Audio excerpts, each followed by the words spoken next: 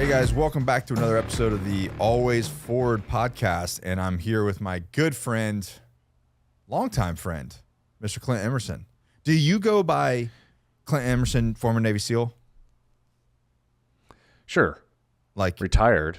Like Ray, but you have to say it like Ray does every time. Like it has to be No. Yeah, I didn't quit. I retired. So the guys with former, they didn't do the full 20, and the guys with retired did. But okay. I think he quit. I think he quit early. I quit early. I'm a quitter.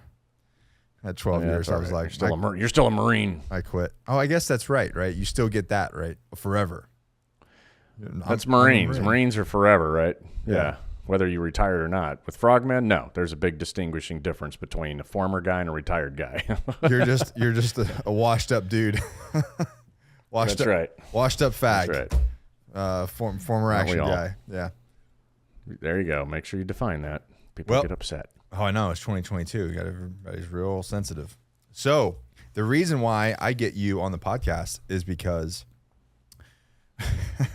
a Navy SEAL wrote another book. But yeah, that's the punchline.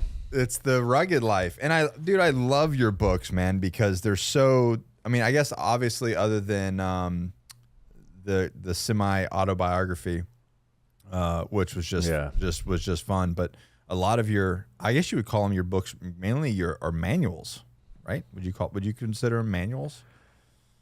Yeah, they're kind of my own version of a field manual, an FM that we're all used to. Yeah. And they're one of those things that you put on the shelf and you constantly go back. I've bought clients them. I've used them for years, man. They're fun. This one is very different. And I'm curious, what was your inspiration for writing The Rugged Life? Up till now, as you know, I'd been providing 100 daily skills, and each of those books allowed you to survive for seconds, minutes, hours, even days, right? Depending on the crisis get off the you X. face. Yeah, get off the X and survive. Yeah. Yeah, for the most part. The first book had kind of like covert stuff. The second book was more like big disasters. The third book was all about, man versus man or person versus person or they versus they or her, pronoun, their, whatever. Them versus them. Them versus them. So however you label yourself, the third book will cover you as far as kicking someone's ass. But then I kind of thought, wait a minute, those are all situations that most people who live a pretty normal, good life probably are not going to get themselves in those situations. Right. And if they do, yes, they need to know it. But what are the odds of it happening? It's pretty slim for the most part. Do you actually, at the same time, I'm sure you have with Escape the Wolf, which is one of your other companies that you do a lot of the force protection stuff, right? So I guess not just force protection, you do kind of everything with Escape the Wolf, corporate security. Yeah. So with that, I lost my train of thought. What did you say? I'll fill it in for you. Yeah. Let me fill it in for you? Yeah, go ahead. Okay. So the 100 Deadly Skills, even Escape the Wolf, was giving people the ability to survive under crisis type situations, whatever that crisis is. The Rugged Life is more of a lifestyle than I feel like is more necessary these days after getting through a pandemic, right? During the pandemic, I thought to myself, look at all these people, they don't know how to do anything. And the pandemic forced technology to develop things that made us lazier and more complacent, right? We can have food delivered to our front door now. Yeah. We can get our coffee order and then you don't have to leave the house. Drive-through. Yeah, ever. You don't have to leave the house because the technology that we're enslaved to. But I think, too, people started realizing, oh, I don't really know how to do shit if technology didn't work, right? So the Rugged Life was really triggered by the realization of what people are lacking right now as far as skills, and that's daily life skills.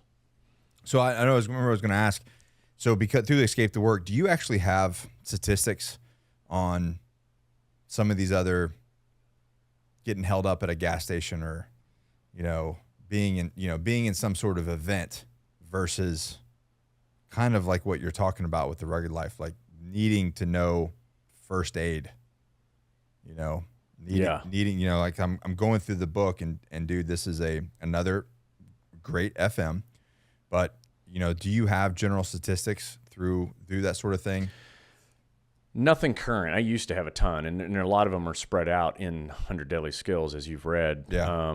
But the reality is if I were to take the big 5 crises that someone could face, which is travel, right? Mm-hmm. Any kind of crisis during travel, medical events, right? Natural disaster, cyber, right? Yep. And then you got man-made, right? Right.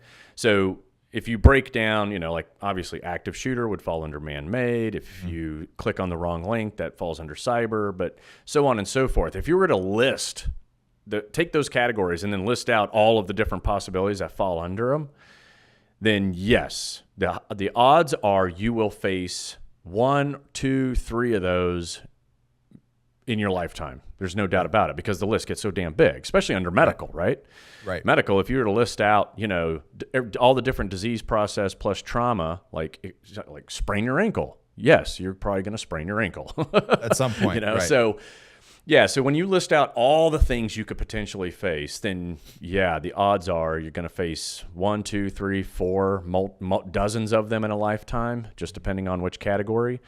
But the big difference between that and the rugged life is the rugged life isn't about crisis. It's about how do I create an air gap between me and all of that's going on around me, right? Like, it's still crisis oriented, because the more self-reliant you are, the less that the supply chain issues affect you, the less that the economy affects you, the less that, the war in Ukraine affects you, right? So the more you do for yourself, everything you do for yourself, you're cutting out something that you're relying on. And by doing so, all of a sudden you become more independent and have a whole lot more freedom.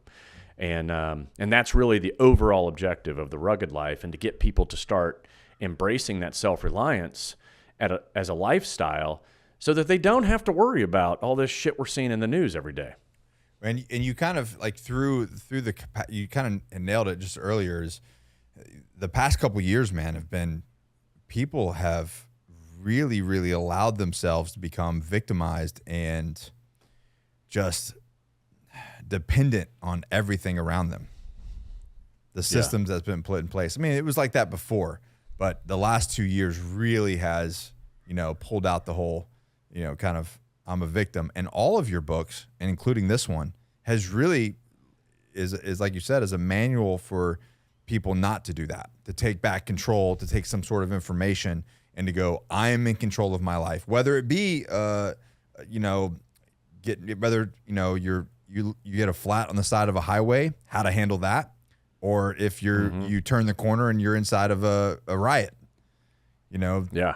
It's all about like, okay, I am in control of my life, and this is the information, these and this one and the other ones is the information of how to protect myself, my property, my family, and that.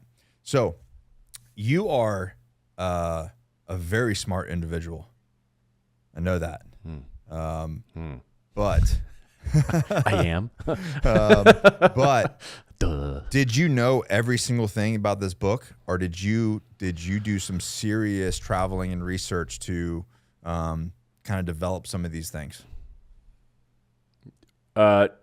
So yes, I traveled and I went to what I feel are experts. I roamed the country, went to people who live on grid, off grid, and then partial. And for those listening that don't understand what off grid, on grid is, sometimes we think of that as I'm just moving out to the middle of nowhere. And that's kind of true, but off grid refers to power grid. And so if you're off grid, then you're providing and being your own power grid. If you're on grid, then you're paying a monthly bill of some sort. There's a meme of like, I want to be off grid, and there's like a guy that lives in a cave, but there's a LAN cord that's like going into the cave because he's still connected to the internet. Yeah. The landline. Yeah. Yeah, exactly. So, people have different thoughts on it, but the book isn't so much about going off grid and isolating yourself and, chopping wood and keeping yourself warm every day. It really has nothing to do with that. It's more about providing skills that folks that are very much self-reliant, taking those skills from them and going, okay, now how can we apply this to someone who lives in an apartment in Manhattan? How can we apply this to someone who lives in suburbia America that has a small backyard? Right. How can we apply this to then also those that have chosen to move out of the cities? They've gone and bought a cabin in the woods because of the pandemic, and they really have no idea what they're doing, And so this book applies to all three different environments and then some, to include, what's become very popular is like van life, right? Which is more of like a nomadic, self-reliant world that is super cool. I've even done that, and I still do it, and I love it. But you've got so your little, it really you've got your encompasses little tactical A-team van that you've been traveling around. Did you use that van to get some of the material for this book? That trip? Yeah. For some of them, yeah. Some of them, it was a time crunch, so I just flew in and rented a car. But I use that van as much as I can for different stuff. It's great. So tell me we'll do the top and the low. As you were researching this, what was the low? What was the worst trip or worst experience that you had to go do and to get some information for this book? Well, I wouldn't say there was any bad, but challenging. There you go. We'll go challenging. I went and visited a family that live way off grid, northern Idaho, pretty close to like Canada, right? Okay. And these are people that were referred to me through the Homesteaders of America Society, so I didn't know them. They live in literally the boonies, and here I am kind of driving into these worlds. And once you got, within 10 miles, there was zero cell phone connection. There was absolutely nothing. And I started thinking to myself, like, wow, I've written all these books on preparedness, and here I am going into the middle of nowhere to meet with people that, who the hell knows who they are, right? Yeah, with a rent-a-car. With a rental car. I was smart enough to get a Tahoe with 4-wheel drive, which I ended up needing. Yeah. And they kind of gave me like this. It was a post office. It's crazy. It was like this. And the post office was equivalent to probably a 30-year-old trailer home that was sitting right at the T intersection of a mud road and a fire break, right? And so the fire break, he was like, the guy told me like whatever, days prior, before me actually getting there, that I'll meet you. I'll come down the fire break and grab you. And I was like, oh, okay.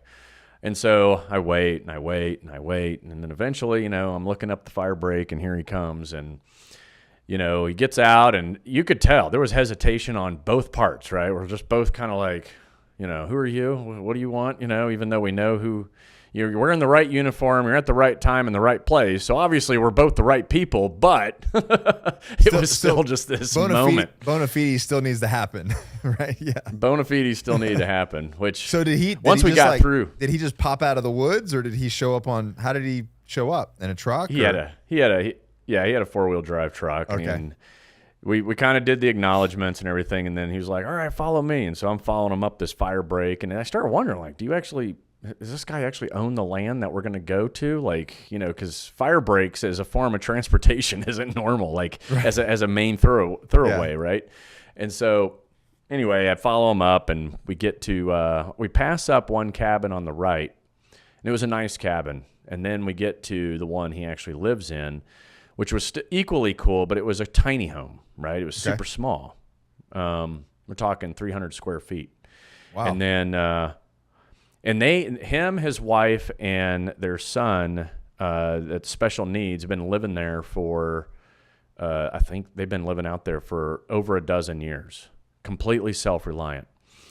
And the amount of lessons learned they had from going from their 1,100 square foot cabin that they built to the 300, was phenomenal. And the engineering behind the tiny home compared to what they had, just using every bit of space and everything had a function. You know, it was just, you could see how much they had advanced by going small and going less, right? Going with less made them more advanced for that environment they lived in. That was probably the bigger holistic takeaway with it. But anyway. So why did they go from 1,100 cabin to a 300 cabin? Power. So they run on solar. Yeah. Oh, that makes sense. And so, they were able to go basically, they were able to go to 300 watt solar panels. They had 3 of them, providing 300 watts for that home. And that's all they needed, right? Wow. So they realized the 1,100 square feet was still too much space. You know, when you're doing a true self-reliant lifestyle, all of a sudden it's like, well, hey, we're trying to power all this extra space. We're trying to heat all this extra space. It doesn't even make sense, right? Right. So they reduced their size down to 300 square feet, and now, you know, you're talking like just 100% efficiency across the board with every little thing they do. That's like the room. But it was just like the room. I think that's like the room that I'm in right now. This is their house. Yeah. Same with me. I'm like in a garage space. So if you think of like a little, you know, probably a deep 1-car garage, that's probably, you know, your 300, you know, it's a little deeper than your average 1-car garage would be 300 square feet, you know? Wow. Yeah. Yeah. And, you know, and they were the happiest people, you know, all smiles, everything they did. And it's not, you know, like, hey, they went and bought lumber and built their cabin. They literally cut down trees and milled their own boards. And this was the other piece I thought was just, I had never heard of this, is they have these brackets that will attach to a chainsaw. And I purposely put it in the book because I was going to say that's in the book. Yeah, it's a phenomenal idea. A chainsaw mill, right? Wow. So once you cut the tree down, you strip all the branches, you can use that chainsaw cutting that tree, you know, vertically, you know, and creating boards. Right. And then, you know, you look at what he's built, or both of them, what they have built, and you go, how many damn trees did that take and how long did it take? It was like better part of a year to build their first one. They lived in a tent for a year. And keep in mind, this is northern Idaho. That's crazy. And chopped down trees, milled their own boards, and built the first cabin, which was 1,100 square feet. Okay. Now, of course, once they did that and they were able to build the 300 square foot one, it went really fast because they had all the resident knowledge and knew exactly, you know, they knew exactly what they were doing. Experience cuts down a lot of time. No doubt. Yeah. And but anyway, they were. It was a very. There was moments there because they had been isolated for a while and they don't get visitors, and so, you know, it wasn't bad or it wasn't a horrible experience. It was just there was that initial awkwardness, you know. And of course, I show up and I'm kind of looking around like, you know, what's really going on here? I remember I was like, hey, you know, I just need to use the restroom. So they had this outhouse. But I was like, hey, I don't want to mess with anything you guys got. I'll just pee, you know, where can I pee safely without peeing on something that you use? And they're like, just go around the corner over there and, you know, beware. Don't worry, you know, what you see around the corner. Don't worry about it. And I go around and it's like all these different animal hides strung up, stretching out, you know. But it was a scene out of any kind of like, you know, what most people probably consider a horror movie with, you know, animal parts everywhere and hides hanging up. And hey man, that's the life. That's the life though. What's interesting, you talk to me about them being so happy, and it's like, you know, there's something to that. There's something to less is more. And I think that's right. I think that, you know, guys like myself and you and, you know, we work really hard to build what we do in our businesses and whatnot. But there is, you know, sometimes I have to remind myself that, you know, I do it all the time, but that there's nothing wrong with simplicity, and you take away all this stuff because, I mean, I imagine that the pandemic for them, they were like, what? You know? Yeah, exactly. What? That's the air gap I was referring to. Like, you go all the way with this kind of stuff. Like, regulations, rules, wear a mask. I mean, none of it applies to you. What's going on with the supply chain doesn't matter. Doesn't matter. Right? I mean, yeah. nothing. You have, and it, once again, it anchors to ultimate independence and freedom. And that's, I think, what people are missing right now, because we are so handicapped by, these devices that we all have, and it's made us lazy and complacent. Yeah. Okay. So so how long were you there? Just a full day. Yeah. Full day with. You didn't even stay. You just went there and then bailed and then left.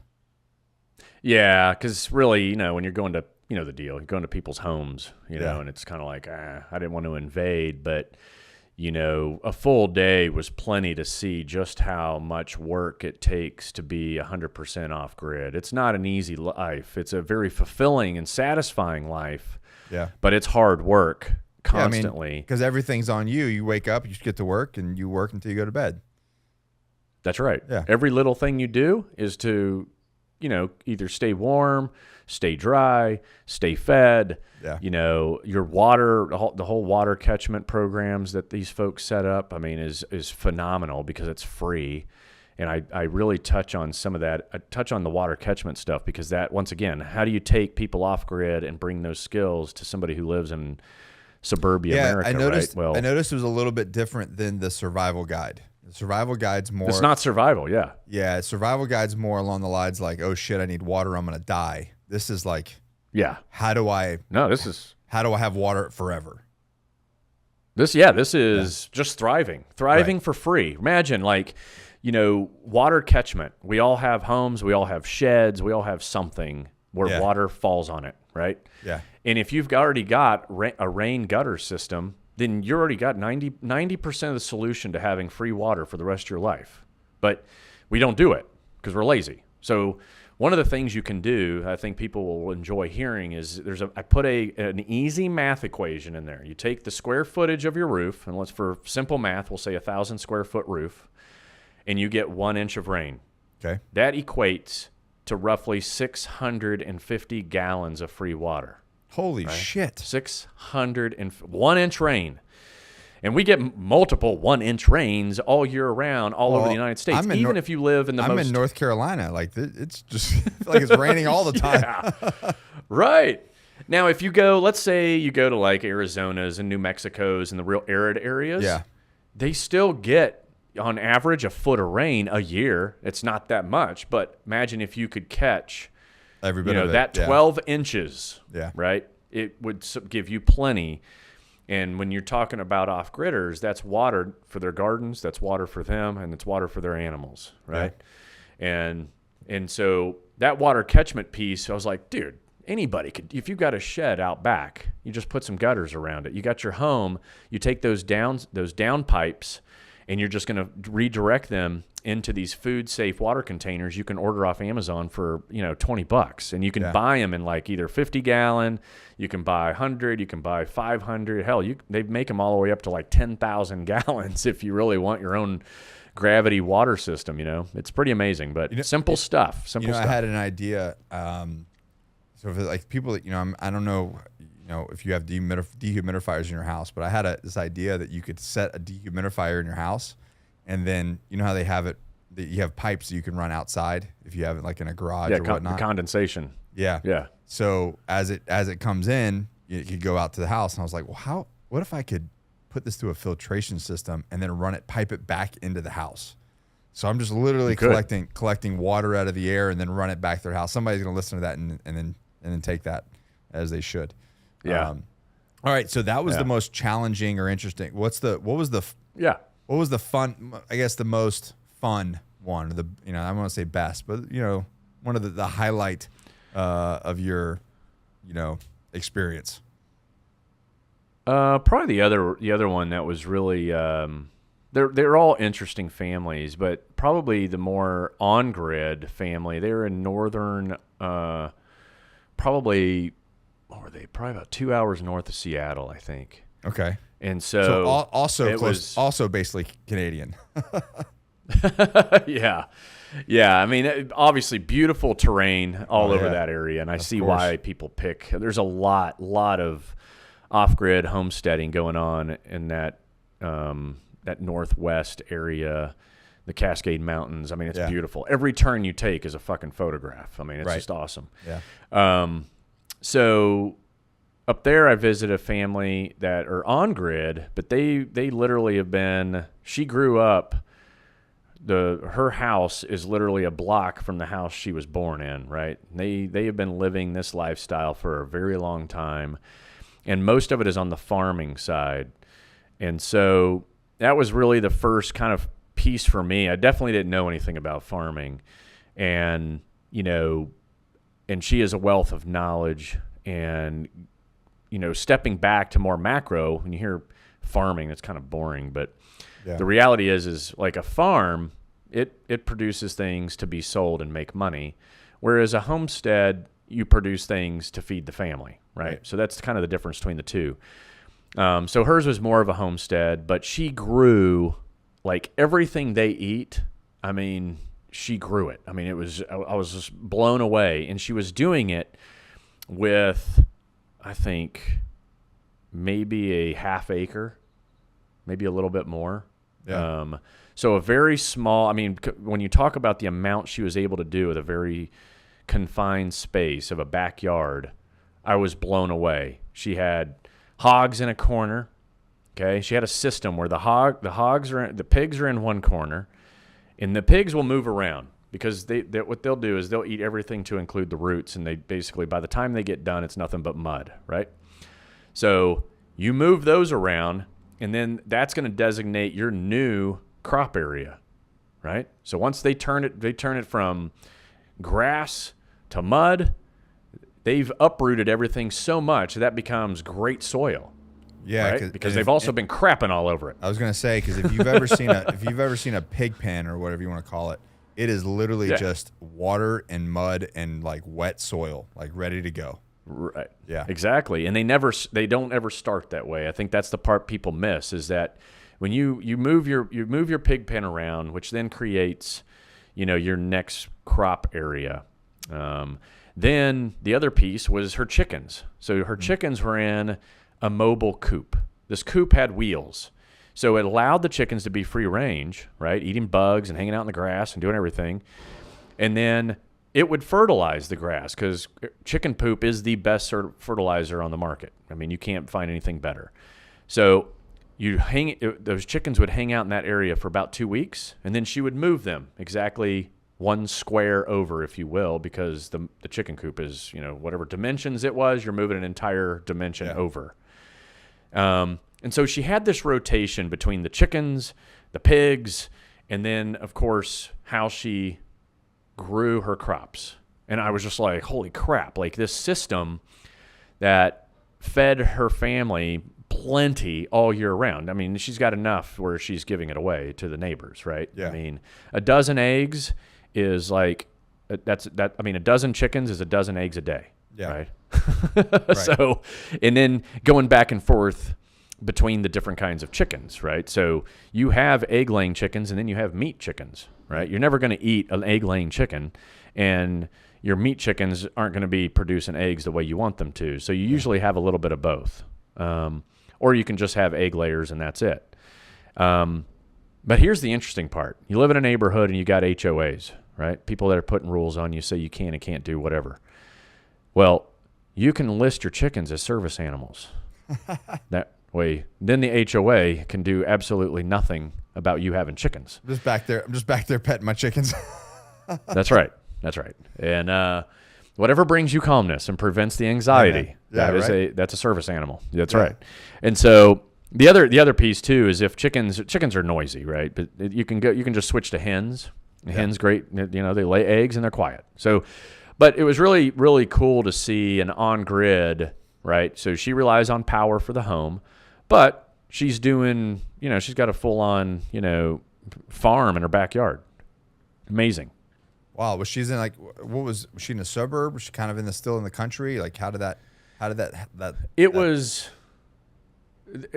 she's surrounded by other homes, but all of them have big lots, let's say, just kind of big lot homes. Not big homes, but just big lots. Yeah. So it wasn't like, a neighborhood we see, in like your area or my area. where we're currently at. Like house, No, not for basically, them. Like house Yeah. on top of house on top of house. Right. Yeah. Now, that would be somebody we both know, which would be Pat McNamara. Yeah. So he lives, in a what we would think of a major developed suburban developed area. Yeah. Yeah. And but he's got chickens. He grows a lot of his own food, and and he does it just fine. And he's had to actually kind of list everything as service animals, so he could get away with it in his HOA. He's a pretty so slick, the point slick being, dude. Yeah. So, once again, like my goal wasn't to say this book isn't to go and tell everybody to move to middle of nowhere. It's like, no. You can stay where you're at and just implement some of this great stuff. Implement some of these things to be less reliant on the system. Being right. Being more self-reliant, which is actually exactly it's on the cover of the book. That's right. And the most important part is it's the rugged life, but in the subtitle, The Modern Guide to Self-Reliance, modern, right? I'm not saying throw your cell phones away, throw everything away and, start living like a caveman. Nobody wants to do that. That's ridiculous. Modern means, hey, you're still going to have a cell phone, but you're just going to use it in a more self-reliant way rather than, ordering it goes back to that thing Starbucks. like we were talking about. It's like just not being a victim and taking control of your life and the areas that you have control over. If you're living in in New York, there's a way to be less, reliant on the grid. Essentially, there's little things that you can do to be a little bit more, self-reliant. So in the book, man, the first content page, I just like.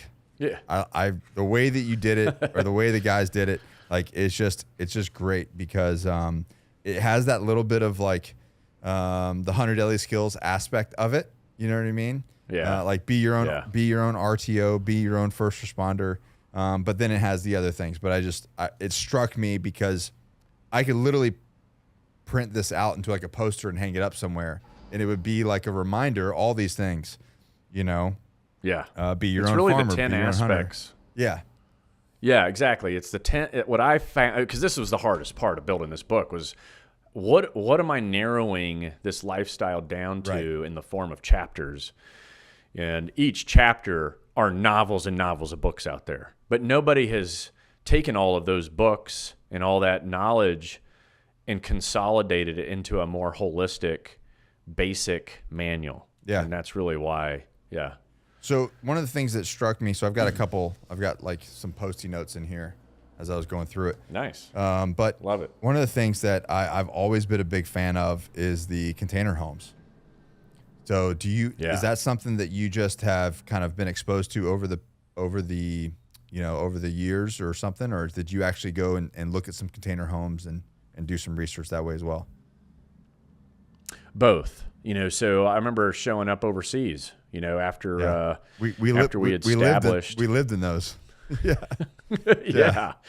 So, I lived in them, the ones that were set up in Africa, the ones in Afghanistan, Iraq. I mean, you obviously, if you do enough deployments, you live in a bunch of these prefabricated, container homes. For those listening that don't know what we're talking about, look at the 18-wheeler driving down the road as you listen to this podcast. And that big container on the back, you can turn into a home, you can turn it into a gym, you can turn it into whatever you want. And so, pretty amazing. Yeah, you just go scroll through social media and just searching this or Google search this. They've gotten crazy with these container homes. I mean, beautiful homes.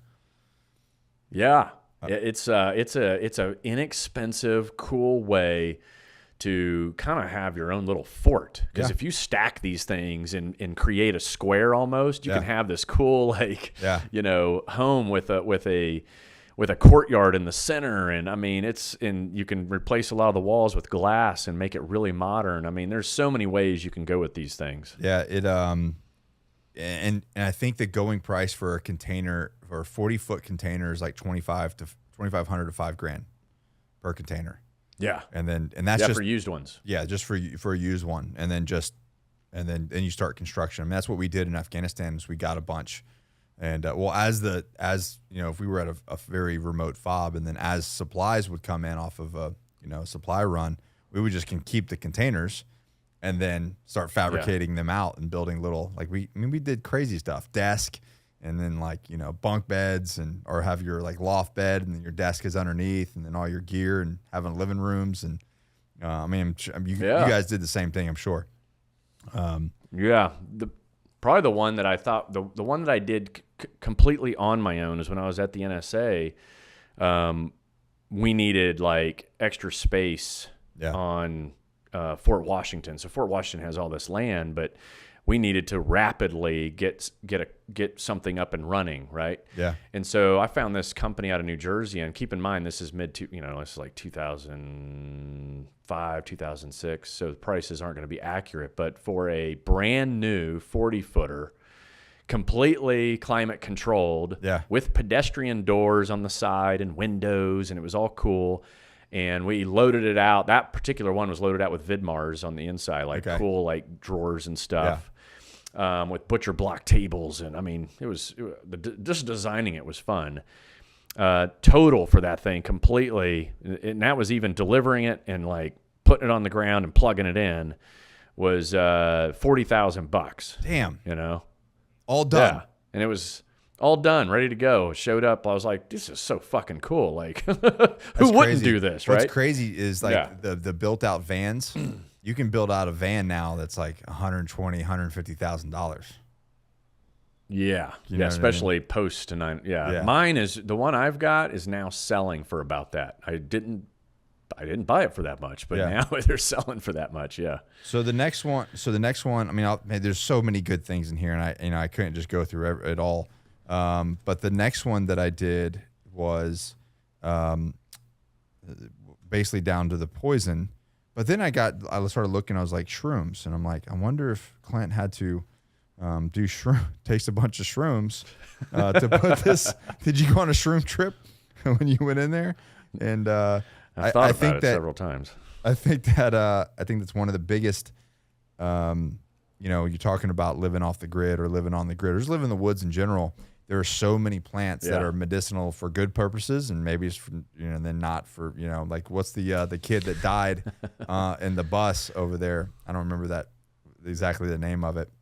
I know they just left. They just took the bus out of that park because so many people were going to go see it and dying in the same way. They were getting across the river or getting mauled by a bear or whatever. Mark, Mark, do you remember that movie? It was the kid who like gave up. He's like, I'm gonna go live off the grid, and he like went to some park. Yeah. Died. And then just like last year, they like helicoptered his bus out, right? Yeah, he was living in that movie. Yeah. Yeah, I know who you're talking about. What was it? Yeah. Into the Wild. Yeah. Into the Wild. Yeah, but he died. He died. He died of poison. He poisoned himself with some. That's right. Yeah, he ate the wrong thing. Well, something. Anyways, so it's easy to get them mixed up. Yeah. So what was your kind of inspiration, or what did you do there? Did you go on a mushroom trip, or did you just go talk to some really smart people?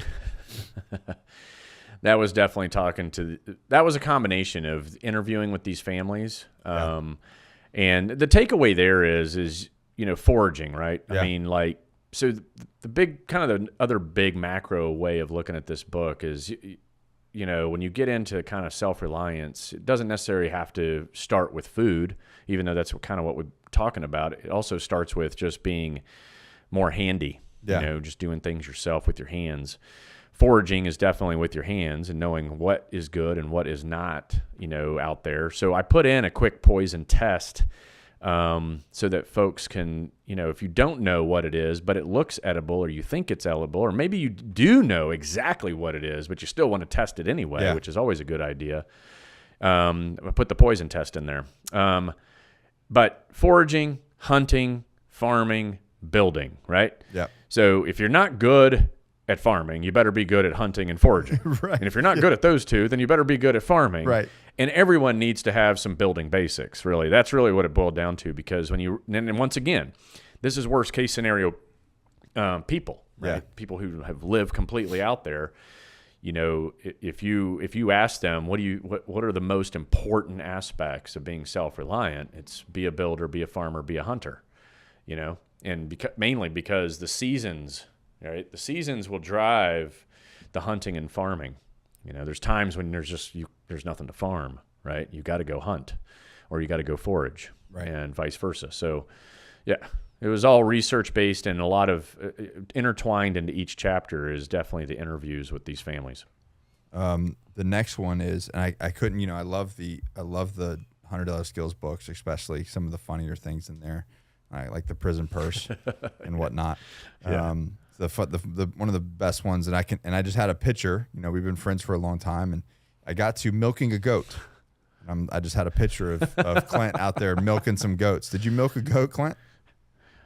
I did mess with one, and I was like, how did my fingers go to squeeze the teat? The teat. It's right out of that movie, man. What's the one with he's sitting at the dinner table, the Fockers? Oh yeah, I got nipples, Focker. Yeah. You milk me.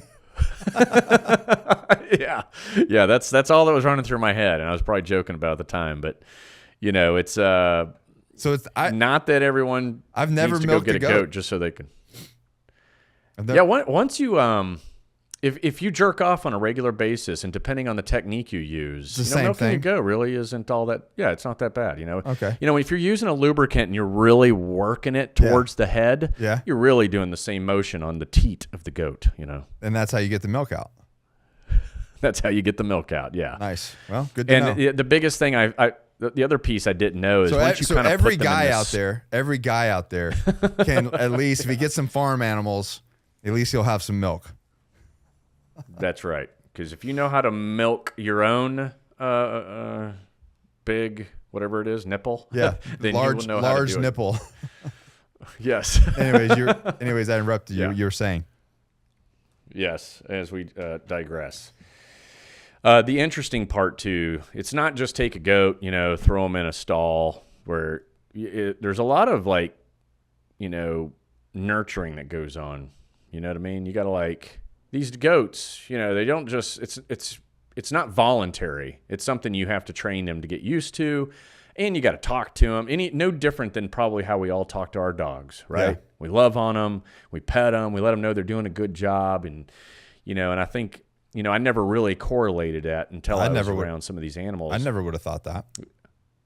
Yeah, you just kind of they're part of the family to a certain degree, and so you're talking to them, you're keeping them calm while you're taking what you want from them. You know what I mean? Yeah. So, yeah. I guess it's kind of like a horse, right? You don't want to just manhandle a horse. You kind of when you work with a horse, it's a partnership. It is. They're relationships. All of it's relationship. Yeah. So that makes sense. The other one was the pigs, which you actually brought up on your own, because I think that's one of the most, probably the one.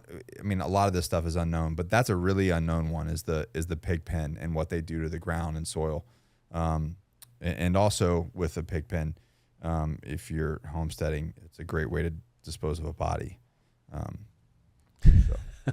Exactly. They do eat everything. Everything. There'll be absolutely nothing left. That is for sure. Yeah. Another thing that I think that obviously you and I overlook it, our demographic overlooks it, is the gun overview, the gun safety, the hunting, site alignment, site picture, different types of, rounds for different types of game. By no means am I an avid hunter. I don't think you are either. No. Neither of us are any Cameron Haynes or anything like that. But we understand this operation. And I think that the majority of people don't. So I thought that it was interesting that you did that. But what was your basis for that? Because obviously it's not very militant, but however, safety, like you start out, boom, safety first. It's like, that's right. And maybe that is part of your militant background. Yeah. We're going to start here. But anyways, your thoughts on gun overview and safety for the general populace of homesteading or being off the grid? The hunting piece is it's necessary for those that do live truly off grid. I mean, there's no reason not to. I focused on just keeping it simple, right? A lot of avid hunters may read that section and be like, oh, why did he pick those rounds? Why did he pick that bolt action illustration? But, keep in mind, I'm trying to keep it as simple as possible and fiscally sound, right? I didn't put a semi-automatic rifle in there for a reason, because we can all go grab dad's old bolt action or grandpa's bolt action and get the job put done. that thing to use. Yep. For free. Exactly. The rounds I chose, I know that, you know, as you and I both know, going to SHOT Show, you know, it's like a bunch of high school kids. Right. So, you know, I don't even want to crack the egg open on like, well, you could, and this and that and blah, blah, blah. Yeah, Jesus Christ, dude. Okay. I know. And that's why I stuck with, hey, I went with the, you know, mostly NATO rounds, because on the outside world, they're readily available, they're cost effective, and we know they work, right? Yeah. So I left it very simple in that chapter because it's for someone who just wants a general knowledge. Everything from sighting in. One of the challenges, though, when you're writing, and you know this, is like, how do I say the most with the least amount of words and it still makes sense, right? And it still deliver the message. And so, well, that's what you want, right? You want to deliver the message in the least amount of words possible. That's right. Yeah. And when I'm doing that, that is the hardest part with 100 Daily Skills and with any of the books I've done right now, because I pride myself on simplifying complex shit. Yeah. And then that means also using words that keep it simple and not getting too crazy. And so when you talk about sighting in a rifle, like explaining that, it becomes a big pain in the ass because it's real easy to nuke it. And so I was like, okay, I'm not going to nuke it. We're going to keep it simple. You're going to get close to the target. You're going to pull the trigger. Then you're going to slowly back up, and you're going to keep pulling the trigger, making sure everything is sighted based on what you're looking through, you know? And so it's, But hunting is just cool, right? I mean, obviously bow hunting has gotten really popular, and I debated putting it in there, but then that would have required, you know, when you talk about scent and stealth and camouflage and getting danger close to an animal, I'll save that for potentially the next rugged life. Okay. So did you go, I mean, you did a great job, by the way, explaining all this, the sighting for your rifle, the safety, you know, shot placement for ethical kills. Like even though it's small, it is very clear, especially to a beginner. Did anybody that you come across, and I know that reloading your own ammo and making your own ammo, like for the people that do it on the grid, it's an expensive hobby. Mm-hmm. Did you run across anybody that is truly managing that on their own? Yeah, several, two of the families, you know, they definitely do that, and they'll admit, okay, so you hit on something that is hit on in the book. Going full on self-reliant is not cheap. Right. No aspect of any of this is cheap. Right. So now, can it save you money in the long run? Yes. But 12 chickens versus a carton of eggs, you're going to spend less money on the carton of eggs, right? Right. Same thing with bullets. Buying your bullets or then buying everything you need plus the materials to make your own bullets, well, it's probably cheaper to go to Walmart and buy your bullets, right? So it's a give and take situation across the board, but you have to when you take longevity into consideration, that's when you'll actually make your money back. But it's not going to happen just because you decided to be self-reliant at home in your suburban house. Right. And then before I do the last one, because it's personal to me, the second to last is medical. And holy shit, man. Yeah. Like that right there is the game changer if you're off grid. And we know that from, base being on mission or being overseas or anything like that. Like that's one of the biggest things that, I mean, it could be anything from just a guy falling down or falling off, slipping on patrol and falling down on a cliff or something, which we've had guys that do that and they've broken their backs and this and that. And now we're in a really shitty situation. But, apart from the poison test, the medical aspect of being your own first responder. Did you have any stories or anybody tell you or anything that happened while you're in your travels of learning things? Yeah, I found it interesting that most of them have really an extensive like Casevac, Medevac plan. They don't even know that that's what they've done, but that's what they've done, right? Because they'll tell you like, well, 911 works, but we know that it's going to take a helicopter to get in here. And it's going to probably take 30 minutes or an hour plus, right? So they admittedly knew that that means that my level of education as it relates to medicine and being a first responder is important. And so distance to a hospital or your distance in proximity to someone coming to your rescue drives the level of education you require. Yeah. Now, obviously, the further away you are from help, the more education you better have. And so the medical chapter is, and being your own first responder is putting people, like, to make them think, right? Hey, a 9-line. Come up with your own 9-line and then put it everywhere, right? If you have a shed, put the 9-line in the shed. If you in the kitchen, you're going to have your 9-line. You have a 9-line in your backpack. You're going to have one in, if you carry a fanny pack, it's going to be everywhere, And so, and what that does is that's kind of like the beginning of forcing, your CASEVAC, medevac planning. And then we get into actual, current acronyms like MARCH that have been developed over the years in combat and defining it and then giving them examples on what you can do at home right now, no matter where you live. Once again, it's not about living in the middle of nowhere. It's about, thinking through these things. And by doing so, there's a certain amount of prevention that happens when you're always thinking about it, Absolutely. And preparedness. What happens, right? you're on a hunt and you're by yourself or with your kid, and you do something and boom, break a leg, compound fracture maybe. You better know how to do some. You got to know what to do. Or you're like essentially dead in an environment like that. Mm-hmm. So what did anybody do actual medical training? Was it over time, or what would, that's two questions. So one, what did people do to prepare themselves on the medical side? And then two, what do you recommend people do that want to live the rugged life? On the medical side, this is why I emphasize modern, because, as we all know, every homesteader, anybody who lived, even the furthest off grid, they still leverage their phones for education, research, right? So they're part of different groups that cover this. They know their neighbors, which is a big deal, right? Your neighbors can be your first responder and you can be theirs.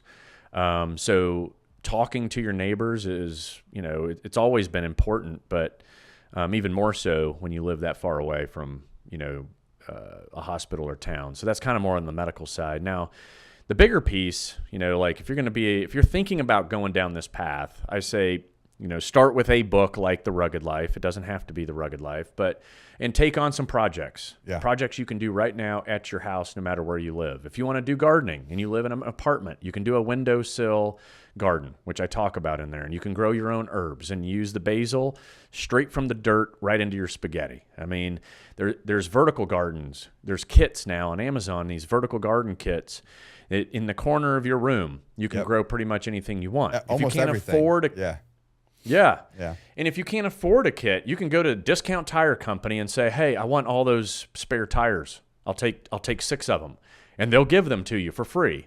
And then you take those tires and you stack the first one in the corner of your room. You throw in some soil, and then you take your potato, and we're going to go Martian here, right? Anybody who saw the movie Martian, where he had to cut up potatoes, and then he used human feces as fertilizer, right? And he started growing potatoes. You can do the same thing minus the human feces. So soil into your tire, cut up your potato, throw it in there. When you see green sprout through, dump another layer, put another tire on top, and then dump another layer of dirt, and then put in potatoes. And then you're going to do this like layered cake system of dirt and potatoes throughout every time you see green pop through. And if you get like 6 tires high, and by the time you get there, within how many ever months, it's all in the book, but you're going to end up with like 100 potatoes inside that column of tires. That's crazy. Yeah. And, the Irish did live off potatoes because it is a carb. It's got some protein. I mean, worst case scenario, you know what I mean? Yep. It's not a bad source of nutrition, but it's also just great to be able to do that in a confined space. You know what I mean?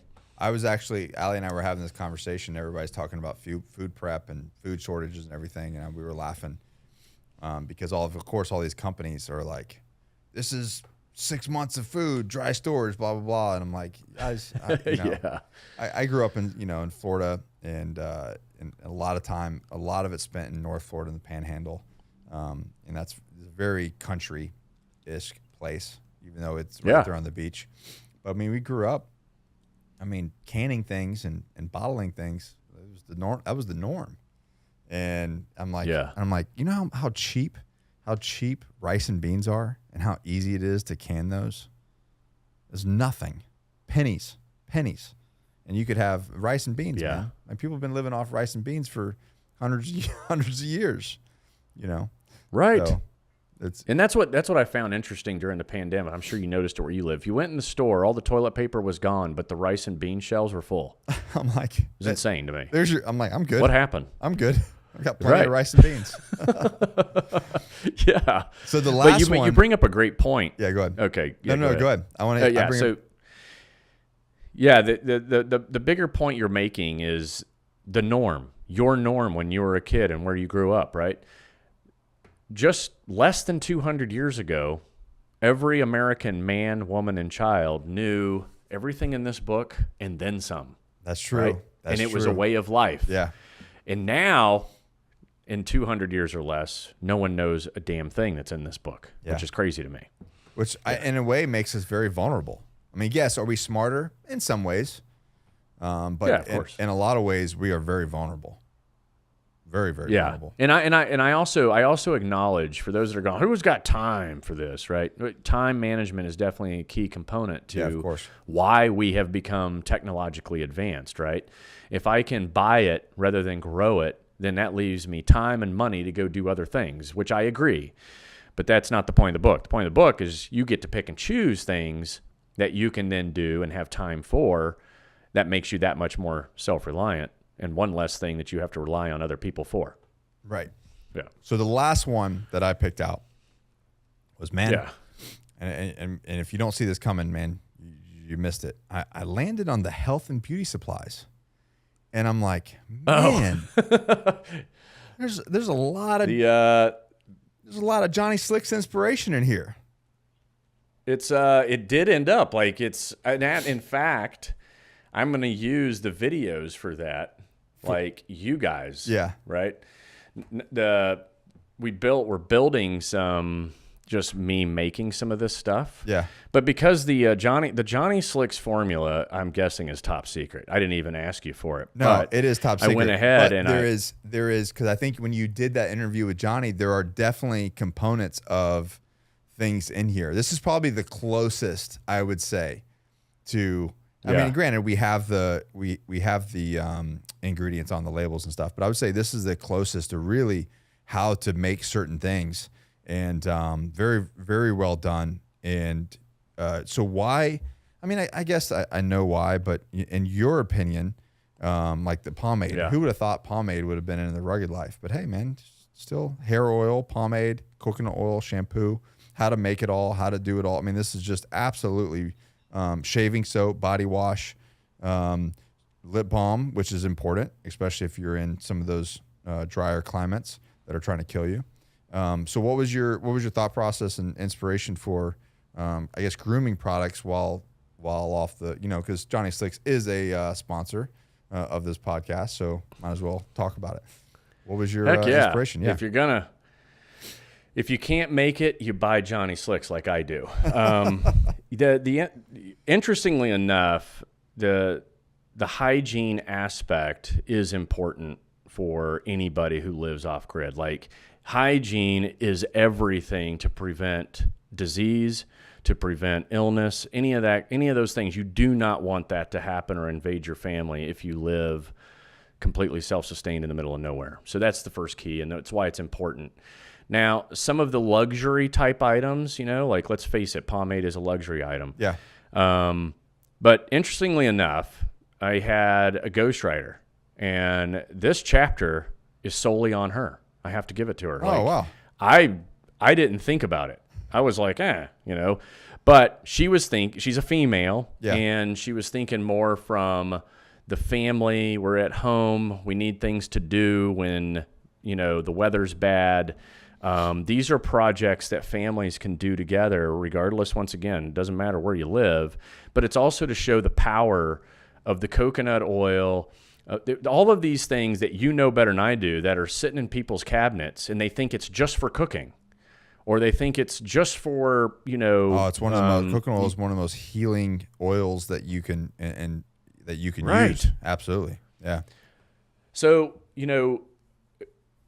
she was smart enough to kind of see what I didn't as a dude. Like, I'm like, what? Homemaking? Be your own homemaker? Like, who the hell wants to do that? Yeah. But yeah, no, she put pretty much all those line items in there. And I remember specifically when she brought up like shampoo, conditioner, pomade, and one of the others.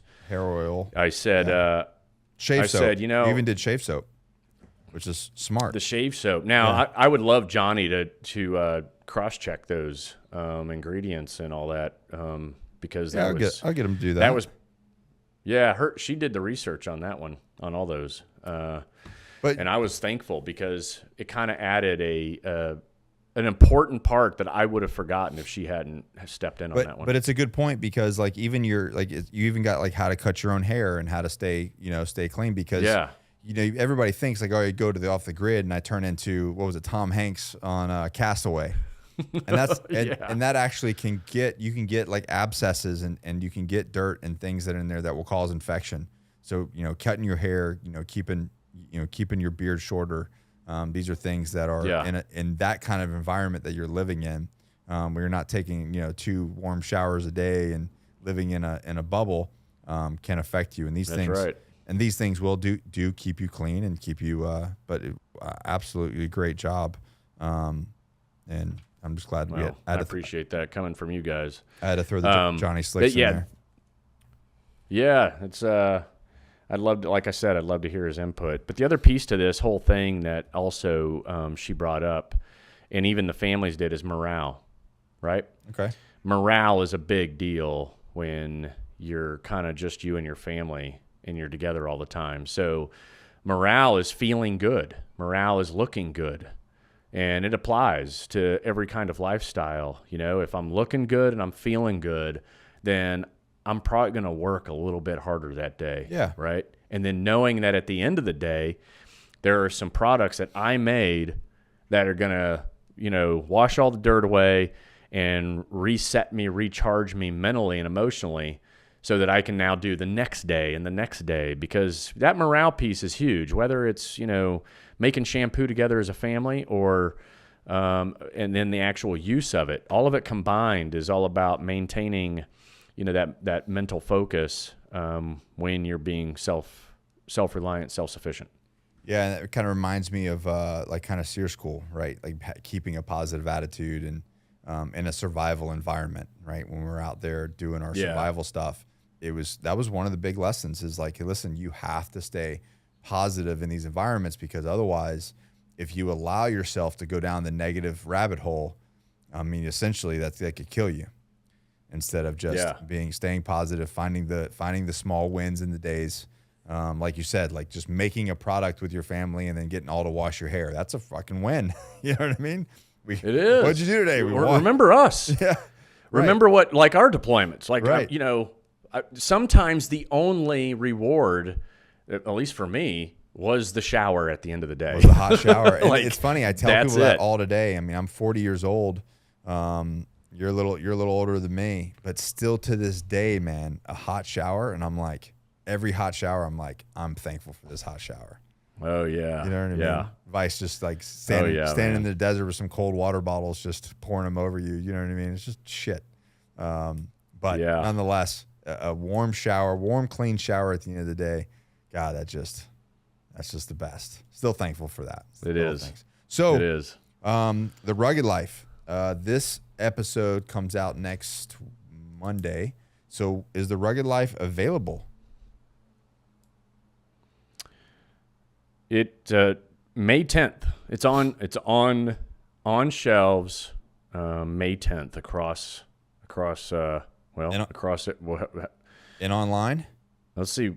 Let's check the calendar. Yeah, it's online. So hold on, let's look at this, and then Well, then we'll launch this on, edit. if it's the 10th, then we'll launch this on the 10th. This will be so today, as you're listening to this, the Rugged Life is available, and you can go pick up yourself a copy, and you absolutely should, because it's a badass book. And if you own the other books, you know that they're badass as well, and you should add this to the arsenal.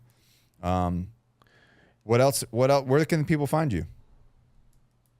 Yeah, ClintEmerson.com has the whole little ecosystem. You'll see the books there and all the different links. So if you don't like buying stuff on Amazon, Target, Walmart, I mean, basically every brick and mortar has picked up on this book. So you can literally get it anywhere, along with all the other books, you know. So, but the easy button is Amazon. And if you like this, you're definitely gonna like his brand, Violent Nomad.